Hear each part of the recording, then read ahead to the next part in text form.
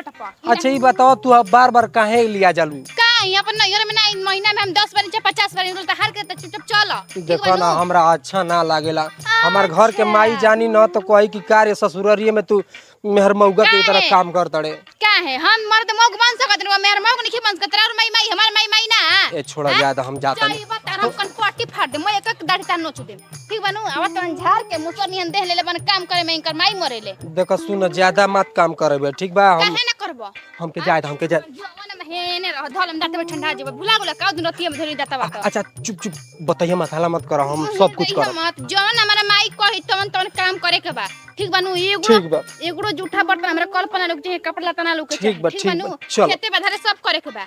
सब कुछ करब लेकिन वो बात नहीं के कहे के। कितना जुबान लड़ा देला नु अगर घरे तार मुंह खुलल नु तो समझ लीह। ना ना धनिया कोनो बात नहीं के सब छुपा के काट देम तहार आवत एथी करे।